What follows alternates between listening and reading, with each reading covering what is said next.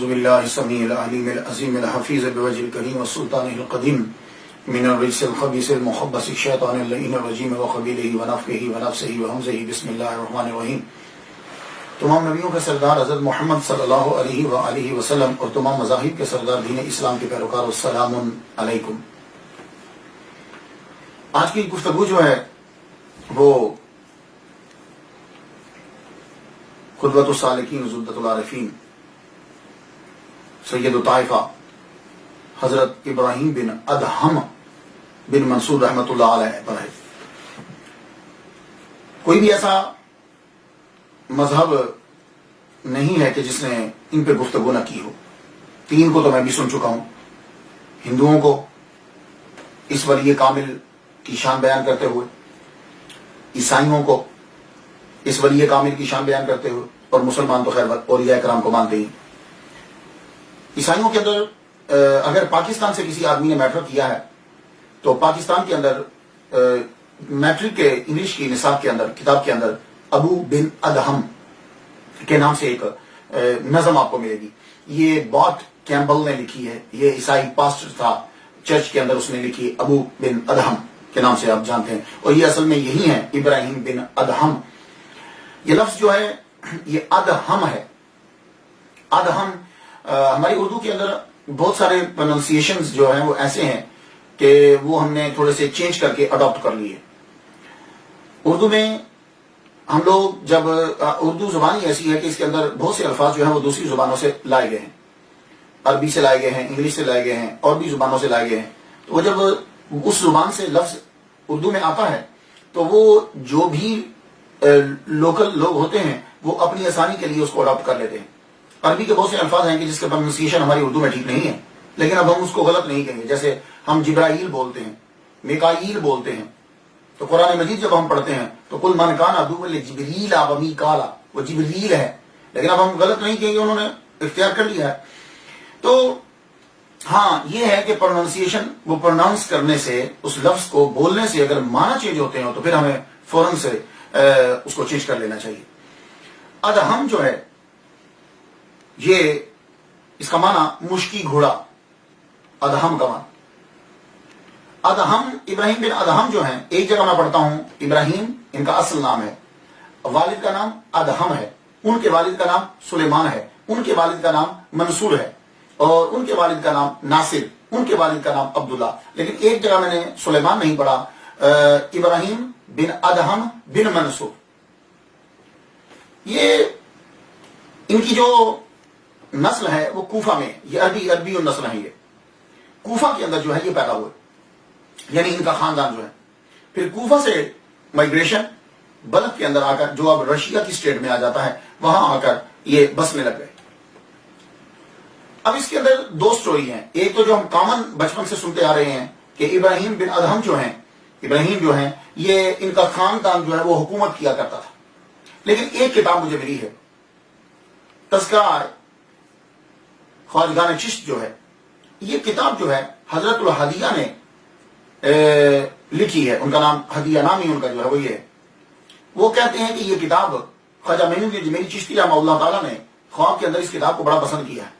اس کتاب کے اندر ابراہیم بن ادہم جو ادہم ہیں ان کی سٹوری کو کچھ یوں بیان کیا گیا ہے، تو میں وہاں سے سٹارٹ لینا چاہتا ہوں۔ کہتے ہیں کہ یہ ادہم جو ہیں، یعنی ابراہیم کے والد، یہ کلندر تھے، یہ کلندر ہیں، درویش۔ یہ یوں ہی چلتے بلخ کی ریاست میں پہنچے۔ تو آپ کو معلوم ہے کہ پرانے دور کے اندر کیا ہوتا تھا کہ جو بھی ملک ہوتا تھا اس کا دروازہ ہوتا تھا، فصیل ہوتی تھی، وہ ملک اندر ہوتا تھا۔ تو یہ انہوں نے کیا کیا کہ اس شہر کے باہر ہی جھونپڑی ڈال لی اور وہی رہنے لگے، وہاں رہ رہے ہیں۔ ایک دن ایسے ہی خیال آیا کہ چلو شہر کے اندر داخل ہو جاتے ہیں۔ اب شہر کے اندر داخل ہوئے، تو جب داخل ہوئے تو اسی وقت شہزادی جو تھی اس کی سواری آ رہی تھی۔ شہزادی کی سواری آ رہی تو آپ تو اپنی کلندرانہ شان سے سڑک کے کنارے سڑک پہ چل رہے ہیں، تو آپ کو معلوم ہے کہ جب بادشاہ یا اس کی فیملی کا کوئی آدمی آتا تو ہٹو بچو رستہ دو، یوں ہی ہو رہا تھا، ہٹو بچو رستہ دو۔ شہزادی صاحبہ جو ہے ان کی سواری آ رہی ہے، تو پولیس والے نے روٹین کے مطابق ابراہیم بن ادہم جو ہیں، ابراہیم بن ادہم جو ابراہیم کے والد ہیں، ادہم جو ہیں ان کو بھی کہا ہٹو ہٹو، شہزادی کی سواری آ رہی ہے. آپ کو بڑا برا لگا. آپ کو پتا ہے کلندر جو ہوتا ہے نا اس کا ایک اسٹائل ہی ڈفرنٹ ہوتا ہے لائف. آپ کو بہت عجیب سا لگا. آپ نے ایک دم سے یوں دیکھا، اس نے اتنے زور سے آپ کو دھکا دیا، آپ نے یوں دیکھا. بولے بھائی کیوں دھکا دے رہے ہو؟ کہاں شہزادی کی سواری آ رہی ہے. کون شہزادی؟ بس وہ اتنی بات کر ہی رہے تھے کہ شہزادی کی سواری جو ہے وہ قریب سے گزری. آپ کی نظر اٹھی ہوئی تھی، ایک دم سے ہوا جو ہے وہ چلی تو وہ پردہ جو ہے وہ ہٹا. جب پردہ ہٹا تو وہ ایک نظر آپ کی ان کے چہرے کے اوپر پڑ گئی. چہرے کے اوپر پڑی نظر. تو آپ کو بولوں میں کہ پہلی نظر تو انسان کے بس میں نہیں ہے، تو کئی چیزیں ہمارے سامنے آتی رہتی. آپ نے ایک دم سے نظر نیچی کر لی. نظر آپ نے نیچی کی، وہ سواری جو ہے وہ چلتی جا رہی ہے، آپ بھی سواری کے پیچھے پیچھے چل پڑے. یہ محل کے اندر جو ہی داخل ہوئے تو ادہم بھی محل کے اندر داخل ہوئے.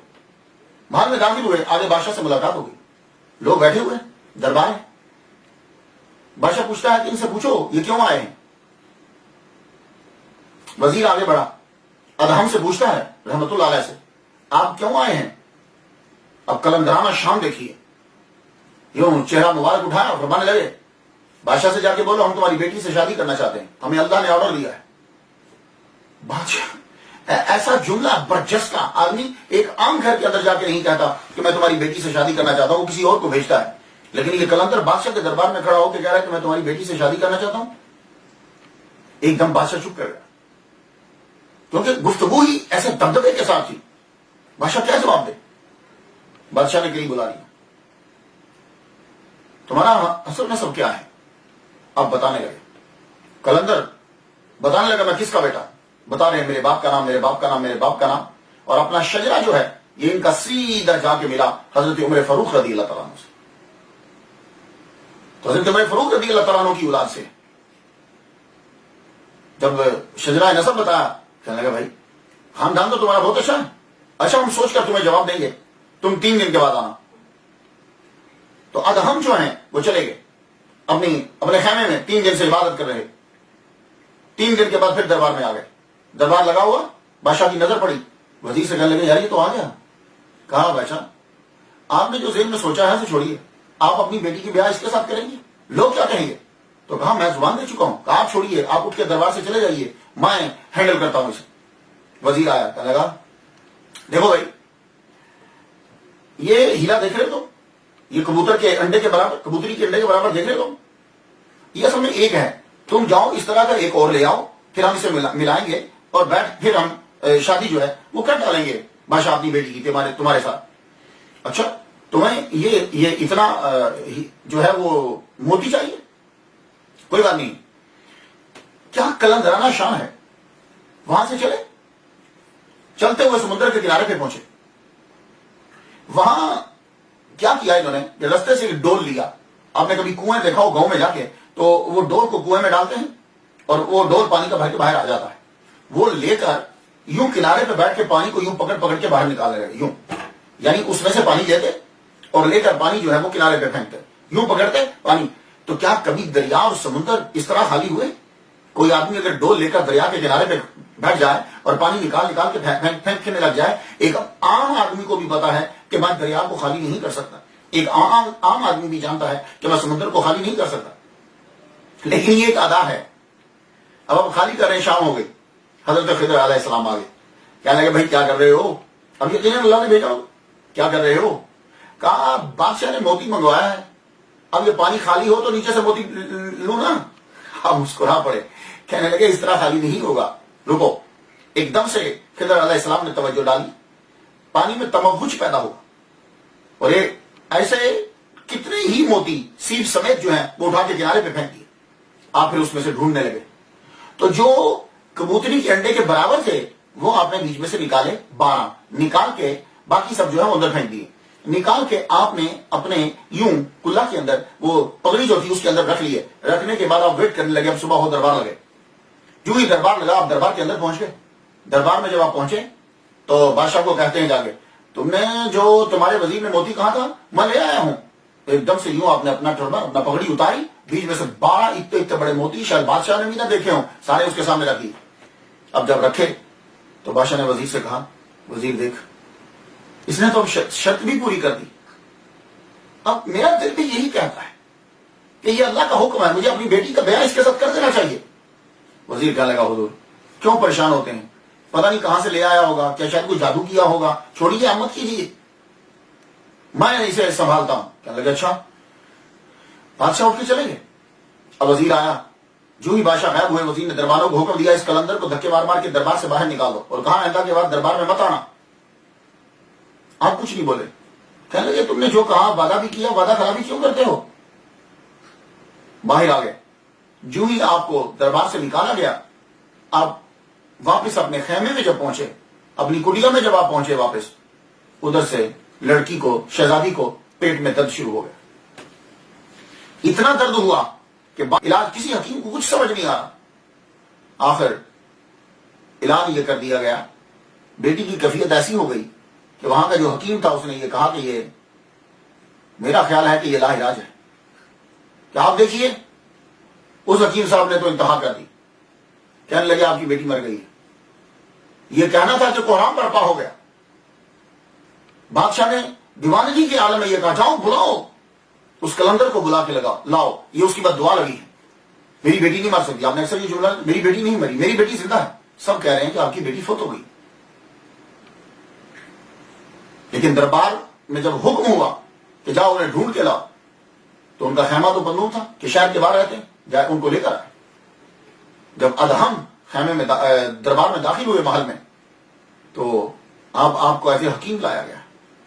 آپ قریب آئے, فرمانے لگے تمہاری بیٹی مری نہیں ہے, جاؤ تم ایسا کرو کوئی مشتر لے کر, کوئی چیز کاٹنے کی لے کر, جیسے بلیڈ جیسی ہوتی ہے یا نائف جیسی, لیکن بہت تیز ہو. آپ نے ہاتھ پکڑ کر یہاں سے کٹ لگایا تو خون جو ہے وہ نکلنے لگا. خون جب بہ چکا تو ایک دم سے لڑکی اٹھ گئی, شہزادی اٹھ گئی. اسے سکتا تھا, سکتے کی وجہ سے وہ بے ہوش ہوئی اور لوگوں نے سمجھا کہ شاید یہ فوت ہو گئی. جب بیٹی کو بادشاہ نے زندہ دیکھا تو اس نے اعلان کیا میں اس بیٹی کا نکاح اس کلندر کے ساتھ جو ہے وہ میں کرتا ہوں. تو یہ سٹوری جو ہے یہ میں نے اس کتاب کے اندر پڑھی ہے. حضرت ہدیہ جو ہے وہ اسے بیان کرتے ہیں اور کہتے ہیں کہ یہ کتاب شاہ جہاں جو ہے وہ اپنے زیر مطالعہ رکھتا ہے. اس کے اندر جتنے چشتی ہیں, چشت اہل بہشت ہیں, ان کا ذکر جو ہے وہ کیا گیا ہے پہلے سے لے کے آخر تک, جیسا بھی ان کا اپنا ایک سلسلہ تھا.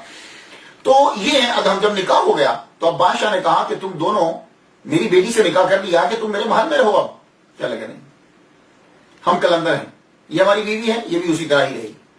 اب آپ سمجھے ہوگے کہ ابراہیم ابن ادہم جو ہیں یہ تخت کو, تاج کو, سلطنت کو آخرکار انہوں نے کیوں چھوڑ دیا. میں بڑا تلاش کی, تو ریزن ضرور ہوتی ہے. جواب یاد رکھیے, بچہ اگر ایک چیز کو چھوڑ کے بادشاہت کو چھوڑ کر ہٹ رہا ہے تو کوئی ریزن تو ہے.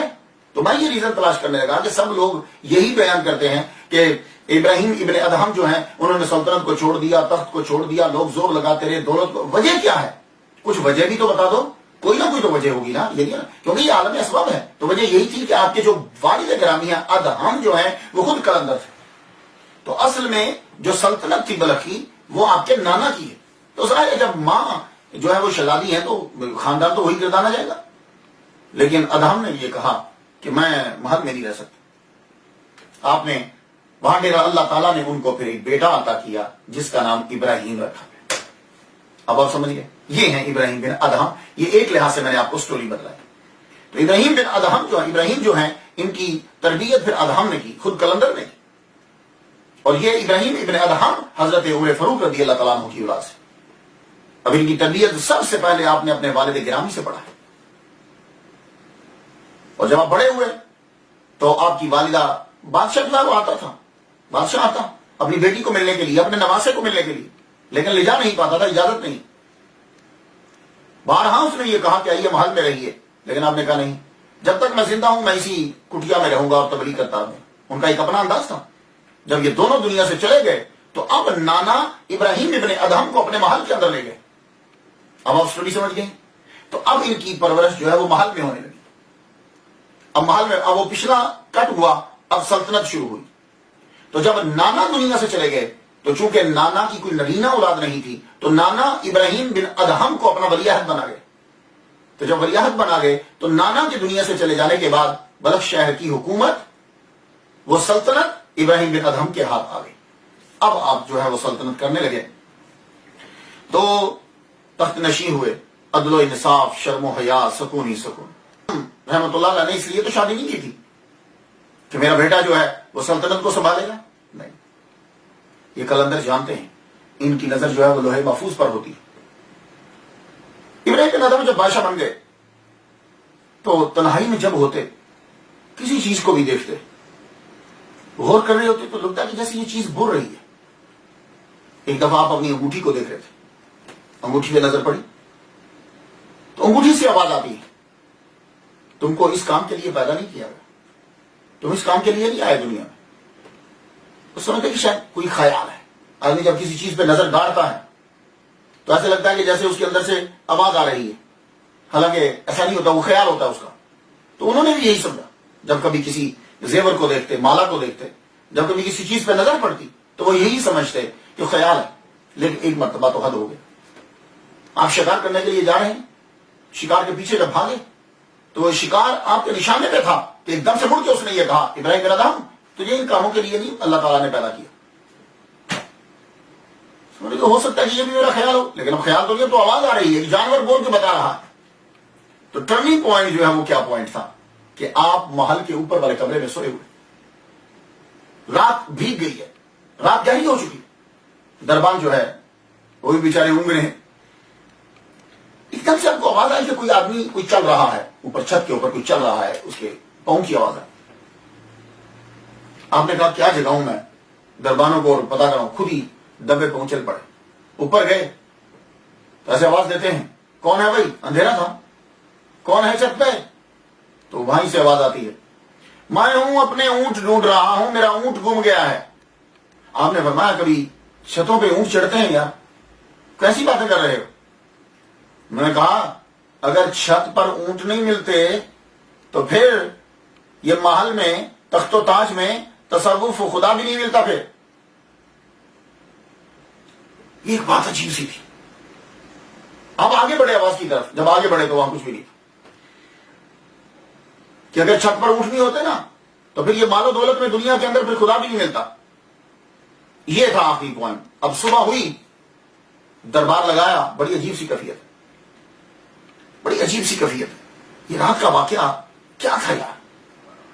مسلسل چوٹ پہ چوٹ ہے، بار بار کہ اس چیز سے، اس سے ہٹو. اب دربار جب لگایا تو دربار بھی شروع بھی نہیں ہوا ہے، قلندر صاحب آ گئے. پھر قلندر، اور بالکل وہ یاد تازہ ہو گئی جیسے ان کے والد گرامی داخل ہوئے تھے. وہ قلندر آئے، آتے سیدھے ہی ابراہیم بن ادہم کے سامنے کھڑے ہو اور یوں تخت لگا ہوا ایسے ایسے دیکھنے لگے. کیا دیکھ رہے ہو؟ میں آیا تھا کہ کچھ عرصہ قیام کرتا یہاں، لیکن میں دیکھ رہا ہوں کہ یہ رہائش کی جگہ نہیں ہے، یہ تو سرائے ہے، ان ہے یہاں تو بڑی جلدی سے نکلنا پڑے گا. کہا بادشاہ، کیا قلندر کیسی باتیں کر رہے ہو؟ یہ دربار ہے، بادشاہ بیٹھے ہوئے ہیں، تم اس کو سرائے کہہ رہے ہو؟ کہنے لگے اچھا. تو ابراہیم بن ادہم سے مخاطب ہو کہنے لگے کہ آپ سے پہلے کون تھے؟ کہنے لگے مجھ سے پہلے میرے نانا، ان سے پہلے ان کے ابا، اس سے پہلے ان کے ابا. اچھا تو پھر بادشاہ سلامت یہ بتاؤ کہ اس کے علاوہ سرائے کس کو کہتے ہیں؟ سرائے اسی کو تو کہتے ہیں کہ جہاں آئے تھوڑی دیر قیام کرے اور چلے جائے. بس اتنا جملہ کہا، قلندر غائب. اس کے بعد ابراہیم بن ادہم جو ہیں وہ وہاں سے اٹھ پڑے. آپ نے سب کچھ چھوڑ دیا، اتارا سا جو چیزیں تھیں جس سے بادشاہ کی بو آتی تھی، سب کی سب چیزیں اتار کے آپ نیشا پور چلے گئے. نیشا پور میں جب آپ پہنچے وہاں ایک غار تھا، اس غار کے اندر آپ نے قیام فرمایا. 9 سال تک نیشا پور کی غار کے اندر جو ہے وہ آپ نے قیام کیا.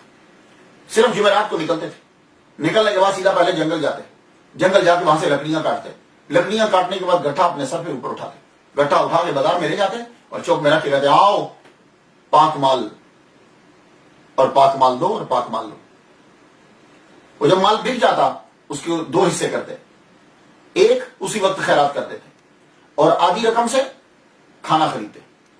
جمعہ کی نماز ادا کرتے، نماز ادا کرنے کے بعد غار میں پھر واپس پلٹ آتے. 9 سال آپ نے گزارے. لیکن ایسا آدمی کب جو ہے چھپ سکتا ہے؟ آپ مشہور ہو گئے. جو ہی مشہور ہوئے تو آپ نے غار کو جو ہے وہ چھوڑ دیا. غار کو چھوڑنے کے بعد اب آپ وہاں سے نکل پڑے اور اس غار کے اندر آپ نے قیام کیا. اللہ اکبر جل شانہ. جس غار کے اندر، اس غار میں اللہ تعالیٰ نے خوشبو پیدا فرما دی. حضرت ابو سعید ابو الخیر فرماتے ہیں کہ میں نے جب ان کا نام سنا تو میں ان کو غار میں ملنے کے لیے گیا. جب میں غار کی طرف بڑھا تو غار میں داخل ہوا، مجھے پتا چلا کہ وہ یہاں سے تشریف لے جا چکے ہیں، لیکن غار کے اندر اتنی خوشبو تھی، اگر پوری غار کو بھی کستوری سے بھر دیا جاتا تو اتنی خوشبو نہ ہوتی جو ان کے قیام کرنے کی وجہ سے اس غار کے اندر خوشبو تھی. اللہ اکبر جل شانہ. ابراہیم بن ادہم رحمۃ اللہ علیہ کے ذہن میں آیا کہ علم دین بھی پڑھنا چاہیے، ظاہری علوم جو ہے مروجہ انہیں بھی پڑھنا چاہیے. کچھ تو آپ نے پڑھے ہوئے تھے، کچھ آپ پھر کے پڑھنے لگے، کیونکہ تصوف اس وقت تک کامل نہیں ہوتا جب تک کہ آپ کے پاس قرآن اور حدیث کا علم نہ ہو. یہ آج کل کے جاہل پیر آتا ہے، ان کو کچھ بھی نہیں ہے، مولویوں پر اعتراض کریں گے، لیکن مجالا کہ قرآن پڑھا ہو، مجالا کہ حدیث پڑھی ہو، مروجہ علوم پڑھے ہو، نہیں، بس وہ سیٹ کے اوپر بیٹھ جاتے ہیں. لیکن جتنے بھی اولیاء کرام ہیں، وہ بادشاہ تھے جو بھی تھے، جب وہ تصوف کی طرف آئے عمر کی طرف توجہ نہیں دی، پہلے انہوں نے اپنی تعلیم کو مکمل کیا. اسی طرح ابراہیم بن ادہم اپنے والد گرامی سے پڑھ چکے تھے، لیکن اس کے بعد پھر انہوں نے استاد تلاش کیے. امام اعظم نعمان بن ثابت رحمۃ اللہ علیہ سے بھی علم حاصل کیا. تو معلوم ہوا کہ ابراہیم بن ادہم بھی حنفی ہیں، ان سے جا کے علم حاصل کیا. اور وہ امام اعظم نعمان بن ثابت رحمۃ اللہ علیہ ان کو سیدنا، اے ہمارے سردار کہہ کے پکارا کرتے تھے، اتنی عزت اور احترام کرتے تھے. فضیل بن ایاز رحمۃ اللہ علیہ سے بھی آپ نے علم حاصل کیا. سفیان ثوری سے بھی آپ نے علم حاصل کیا. یقیناً یہ تصوف کے بادشاہ تھے، ان سے تو وہی علم حاصل کیا ہو. امام محمد بن باقر سے بھی، امام محمد باقر رحمۃ اللہ علیہ سے بھی علم حاصل کیا. محمد بن زیاد سے بھی آپ نے علم حاصل کیا. امام اعمش سے بھی حاصل کیا. اور حضرت خضر علیہ السلام نے بھی آپ کو پڑھایا. حضرت الیاس علیہ السلام سے بھی آپ نے اسم اعظم جو ہے وہ سیکھا. تو ان تمام سے جب علوم حاصل کیا تو خود بتلا دیجئے کہ ان کے پاس علم کتنا ہوگا. اتنا علم حاصل کر لیا کہ حضرت جنید بغدادی سید الطائف رحمۃ اللہ علیہ فرماتے ہیں کہ ابراہیم بن ادہم رحمۃ اللہ علیہ نے اتنا علم حاصل کیا کہ وہ مفتاح العلوم، حضرت جنید بغدادی رحمۃ اللہ علیہ ان کو تمام علوم کی چابی کہا کرتے تھے. کہ ابراہیم بن ادہم کیا ہے کہ جیسے ایک چابی ہے تو بس وہ ایک ہی چابی سب تالوں کو کھولتی چلی جاتی، ادھر بھی لگاؤ، ادھر بھی لگاؤ، ادھر بھی لگاؤ، ادھر بھی لگاؤ، لگاتے چلے. آج کل کیا ہے، امریکہ کے اندر ایک ہی چابی سارے تالوں کو کھولتی. آج کل آپ اگر گاڑی خریدیں تو وہی چابی آگے بھی لگے گی، وہی چابی سٹارٹ بھی کرے گی، وہی دروازے کو لگے گی، وہی چابی جو ہے وہ پیچھے ٹرنک کو بھی لگے گی. تو ایک چابی سب کے لیے. تو ابراہیم بن ادہم جو ہیں یہ چابی ہیں، اللہ تعالیٰ نے ان کو بہت سارے علوم عطا کر دی. اللہ اکبر جل شانہ. شیخ عبد الرحمن چشتی کہتے ہیں کہ آپ نے 50 سال جو ہے وہ مکہ معظمہ میں گزارے. ایک جگہ میں پڑھتا ہوں کہ 40 سال آپ نے مکہ معظمہ میں گزارے.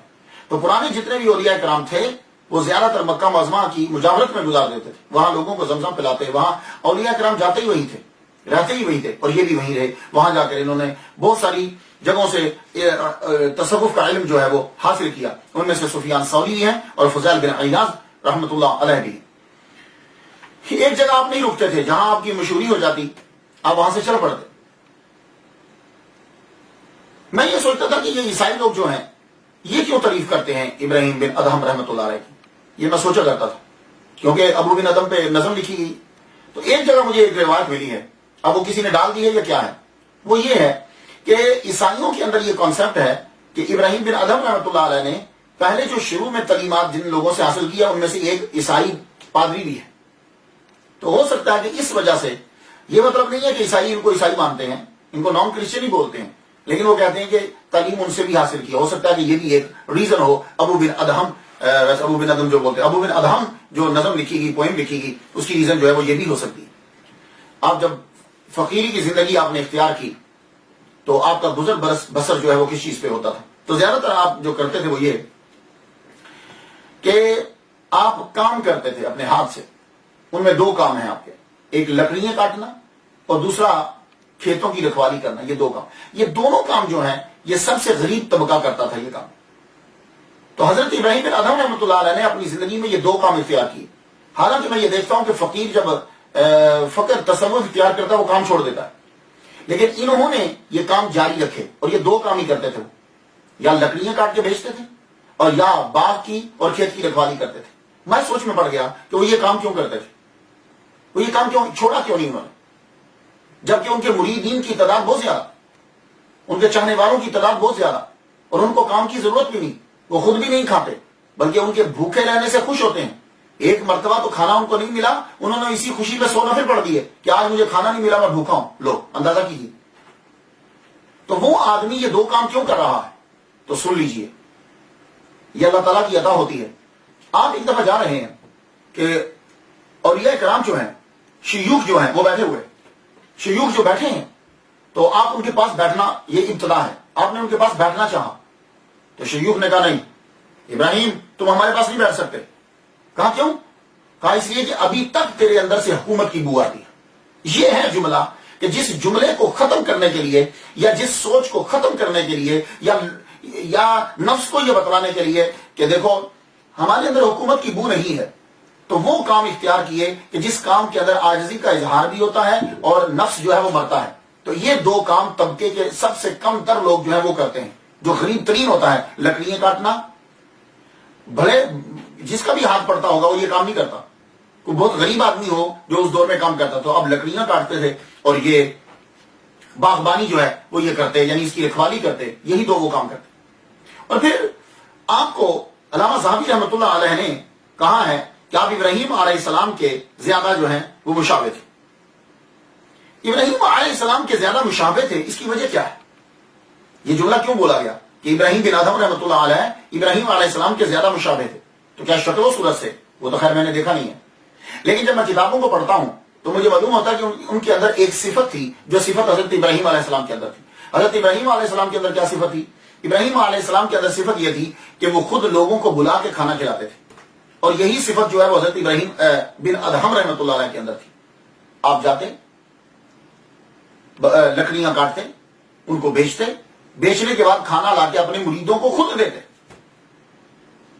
اور جب بھی کبھی کسی کے ساتھ چلتے, کوئی گروپ بنتا کہ ہم لوگ سفر کرنے کے لیے چل پڑتے, کیونکہ آپ اپنے گروپ کے ساتھ چلتے تھے, کبھی مکہ معظمہ, کبھی شام, کبھی کوفہ, کبھی بیت المقدس, کبھی سیریا, یہ ان علاقوں میں بصرہ, اس جگہ پہ جاتے ہو, فلاں جگہ زیارت کرنا ہے, فلاں جگہ اعتکاف کرنا ہے. جب چلتے تو آپ اپنے دوستوں کو پہلے یہ کہہ دیتے, دیکھو میں آپ کے ساتھ جا رہا ہوں, یا کوئی آدمی کہتا کہ ہم نے آپ کے ساتھ چلنا ہے تو کہتے کہ بھائی یہ دیکھو 3 میری گزارشات ہیں تم سے. پہلی یہ ہے کہ سفر کے اندر میں لکڑیاں کاٹوں گا, خادم بن کر رہوں گا تمہارا, سارے کام تمہارے میں کروں گا. یہ آپ کی شرط ہوتی تھی, سارے کام میں کروں گا. دوسری بات یہ ہے کہ جب تک تمہاری اور میری میت ہے, نماز کے ٹائم اذان میں دوں گا. اللہ اکبر جلال. کیا ہم لوگ بھی چلتے ہوئے ایسی شرائط لگاتے ہیں؟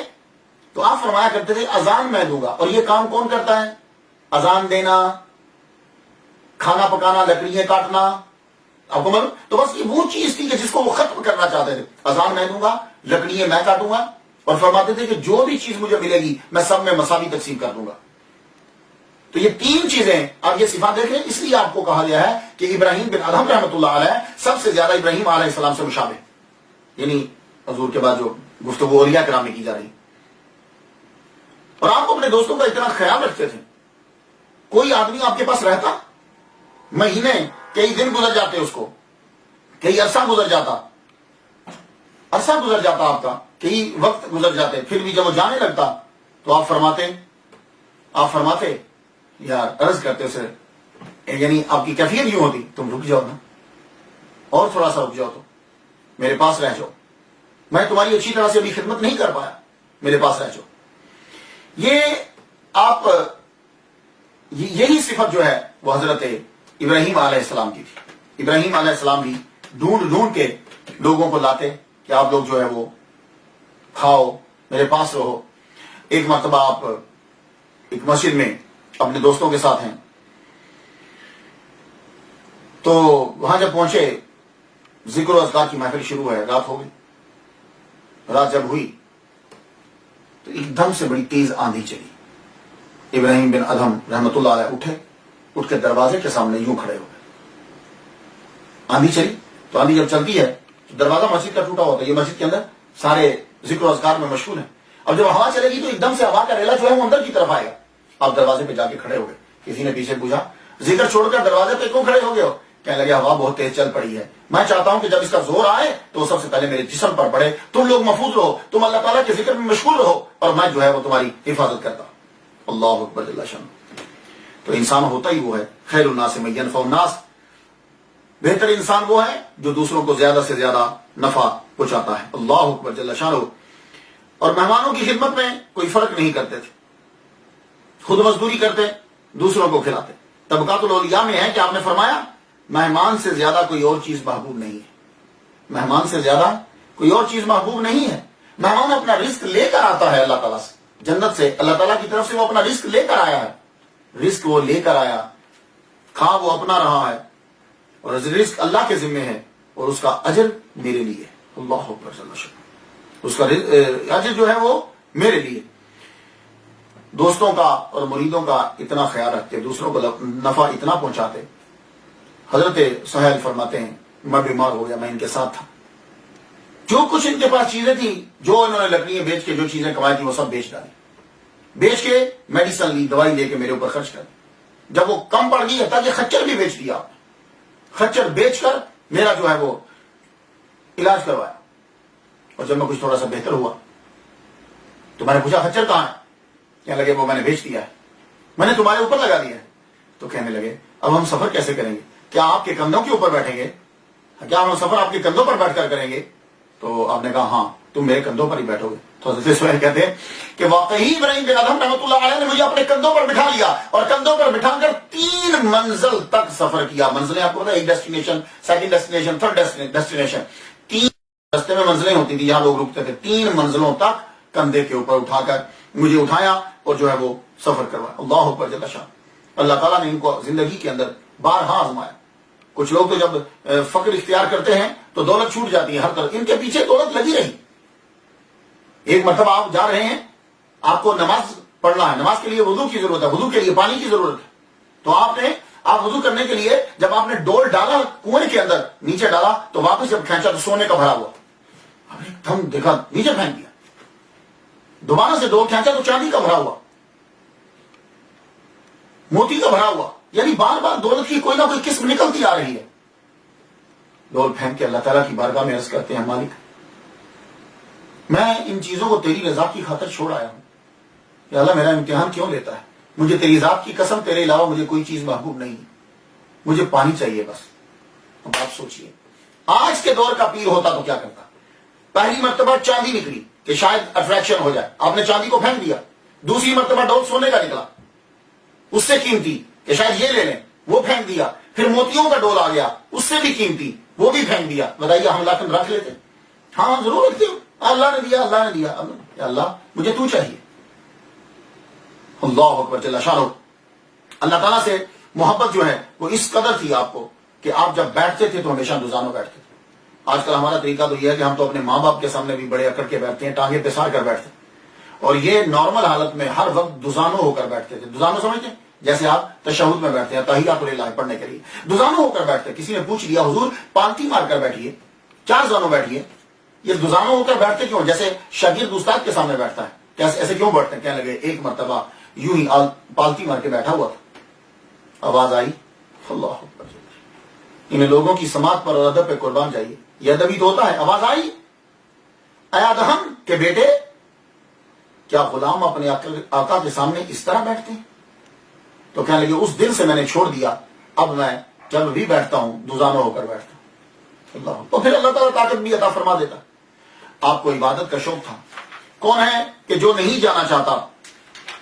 ہر ایک آدمی کی آرزو ہوتی ہے کہ وہ جائے. کہاں؟ بیت المقدس. میری بھی آرزو ہے, انشاءاللہ کبھی پوری ہوگی. بیت المقدس جانا چاہیے. اگر کوئی جا نہیں سکتا تو حضور نے فرمایا کہ وہاں آئل بھیج دیا جائے بیت المقدس میں, کہ وہاں جا کر جلا دیا جائے اگر کوئی پہنچ نہیں سکتا. بیت المقدس ہمارے نبی نے وہاں نماز پڑھائی, حضرت عمر رضی اللہ تعالیٰ نے وہاں اذان دلوائی. تقریباً اولیاء کرام وہاں جاتے ہیں. آپ بھی بیت المقدس پہنچ گئے. ابراہیم بن ادہم رحمۃ اللہ نے بیت المقدس میں پہنچے. بیت المقدس جب گئے تو آپ کو معلوم ہے کہ بڑی مشہور جو مساجد ہوتی ہیں وہ شروع میں بند کر دی جاتی تھی کیونکہ وہاں چیزیں ذرا زیادہ ہوتی تھی. آپ نے کہا کہ کہیں مجھے رات کو باہر نہ نکال دیا جائے. آپ نے خود کو چٹائی میں لپیٹ لیا, لپیٹ کے سائڈ پہ پڑ گئے. دربان آیا جو خادم رات کو مسجد کو دیکھ کے بند کرتا ہے, اس نے دیکھا چٹائی پڑی ہوئی ہے, وہ مسجد کو بند کر کے چلا گیا. ابراہیم بن ادہم رحمۃ اللہ علیہ فرماتے ہیں کہ رات جب ہوئی ابدال اور اقتاب داخل ہوئے مسجد میں. 40 ابدال مسجد میں داخل ہو گئے. ایک انہوں نے بہت بزرگ نورانی چہرہ, وہ آگے اور یہ 40 یہ پیچھے. سب سے پہلے جا کر انہوں نے نماز پڑھی. 2 رکعت نماز پڑھنے کے بعد بیٹھ گئے. یوں بزرگ کے سامنے منہ کر کے بزرگ نے ادھر منہ کی. ایک بیچ میں سے بولے کیا لگے آج خوشبو آ رہی ہے, کوئی ایسا ہے یہاں موجود کہ جو ہماری جماعت کا نہیں ہے؟ تو بزرگ خود بھی بولے کیا لگے ابراہیم بن ادم بیٹھا ہوا ہے. اللہ اکبر چلا ہے. کیا نظر آئے ان بزرگوں کی, اور ہم بزرگوں کی توہین کرتے ہیں. کیا لگے ابراہیم بن ادم آیا ہوا ہے, 40 راتیں ہو گئی ہیں, اس کو عبادت میں مزہ نہیں آ رہا. اللہ اکبر, اتنا جملہ سننا تھا. ابراہیم بن ادم چٹائی سے باہر آ گئے, باہر آ کر سامنے بیٹھ گئے. سلام علیکم. وجہ کہہ رہے ہیں آپ 40 راتیں گزر گئی, عبادت میں مزہ نہیں آ رہا.